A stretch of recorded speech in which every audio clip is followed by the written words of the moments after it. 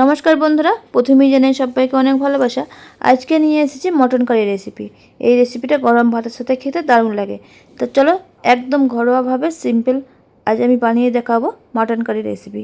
এই রেসিপিটার জন্য আমি এখানে নিয়েছি এক থেকে 1.5 কিলোর মতো মটন। তোমাদের যতটা প্রয়োজন সেই অনুযায়ী তোমরা এখানে মটনটাকে নিয়ে নেবে। এবার আমি মটনের মধ্যে নিয়েছি 1 চামচ মতো নুন, হাফ চামচ মতন হলুদ গুঁড়ো আর নিয়ে নিচ্ছি হাফ চামচ মতো লঙ্কা গুঁড়ো। এবার আমি এর মধ্যে দিয়ে দিচ্ছি 1 চামচ মতন ধনে গুঁড়ো আর 1 চামচ মতন জিরে গুঁড়ো। এখানে আমার ধনে গুঁড়ো আর জিরে গুঁড়ো একসাথেই গুঁড়ো করা আছে। 1 চামচ করে আমি এখানে 2 চামচ মতো দিয়ে দিয়েছি। এবার আমি এর মধ্যে দিয়ে দিচ্ছি আদা বাটা। এখানে আদা আর রসুন একসাথে বেটে নিয়েছি। এখানে আমি আদা আর রসুনটাকে 1 চামচ করে দিয়ে দিয়েছি। এবার আমি এটাকে ভালো করে মাখিয়ে এটাকে রেখে দিচ্ছি 1 ঘন্টার জন্য। তোমাদের হাতে যতটা সময় সেই অনুযায়ী তোমরা এটাকে রেখে দেবে।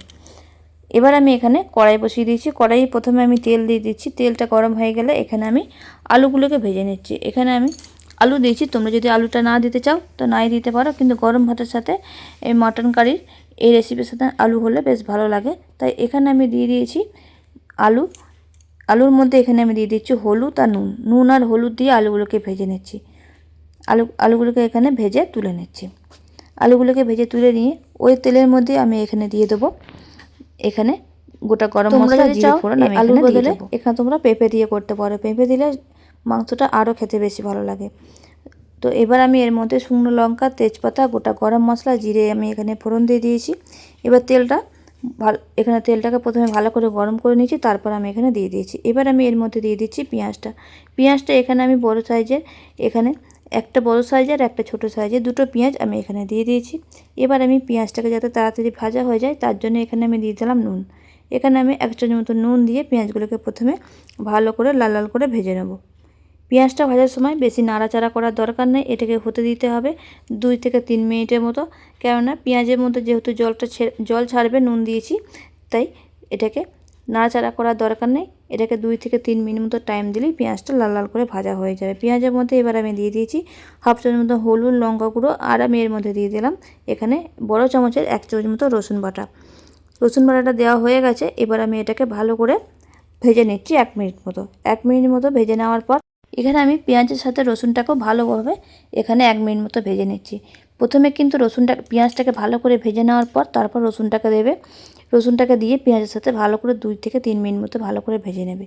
এরপর এখানে আমি দেখো 1 চামচ মতো দিয়ে দিলাম ধনে গুঁড়ো, আবারও 1 চামচ মতো দিয়ে দিলাম জিরে গুঁড়ো। এবার আমি ম্যারিনেট করে রাখা মাটনটাকে দিয়ে এটাকে এবার নাড়তে থাকবো। এখানে 5 মিনিট মতো ভালোভাবে এখানে নেড়ে ঢাকা দিয়ে দেবো। মাটনটাকে ভালো করে মশলার সঙ্গে নেড়ে নিতে হবে 5 মিনিট মতো। তারপর এটাকে ঢাকা দিয়ে হতে দিতে হবে আবারও 10 মিনিট মতো। আদা বাটাটা এবার আমি দিয়ে দিয়েছি কিছুক্ষণ মাংসগুলো নাড়াচাড়া করার পর। এখানে আমি বড় চামচের 1 চামচ মতো আদা বাটা আমি এখানে দিয়ে দিয়েছি। আদা বাটাটা এখানে দিয়ে মাংসের সঙ্গে ভালো করে আমি এখানে নেড়ে নিচ্ছি আবারও 5 মিনিট মতো। যেহেতু মটন এটা সিদ্ধ হতে দেরি হয়, তাই এটাকে ভালো করে এইভাবে করে ঢাকা দিয়ে নাড়াচাড়া করে নিতে হবে। যত ঢাকা দিয়ে এটাকে ভালো করে কষিয়ে নেওয়া যাবে ততই মাংসটা খেতে ততই ভালো হবে। এখানে আমি 5 মিনিট পর দেখো এখানে 2টো টমেটো কুচি করে নিয়েছি। এবার আমি মাংসের মধ্যে দিয়ে এটাকে আবারও এখানে নেড়ে নিচ্ছি। দেখো এখানে টমেটোটা দেওয়ার পর আবারও এখানে 5 মিনিট মতো ভালো করে এখানে নেড়ে নিয়েছি। এবার আমি এটাকে ঢাকা দিয়ে 10 মিনিট মতো হতে দেবো। দেখো এখানে 10 মিনিট মতো এখানে এইভাবে নেড়ে নিয়েছি। এখানে মাংসের মধ্যে তেলটা অনেকটা ছেড়ে দিয়েছে। আবারও ঢাকা দিয়ে 5 মিনিট মতো আবারও এটাকে নেড়ে নেবো। যতক্ষণ না পর্যন্ত এটা ভালোভাবে তেল ছাড়বে ততক্ষণ পর্যন্ত এটাকে নাড়তে থাকবো। আবারও ঢাকা দিয়ে 5 থেকে 10 মিনিট মতো ভালো করে এটাকে নেড়ে নেবো।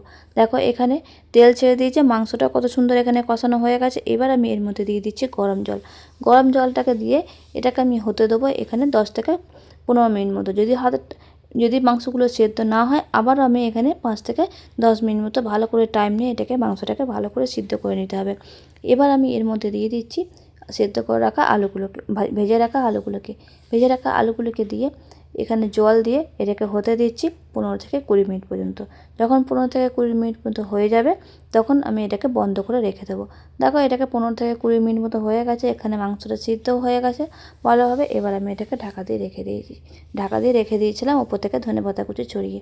তো আজকের রেসিপিটা একদম সিম্পল ঘরোয়াভাবে কেমন লেগেছে অবশ্যই কিন্তু কমেন্টে জানিয়ে। সবাই ভালো।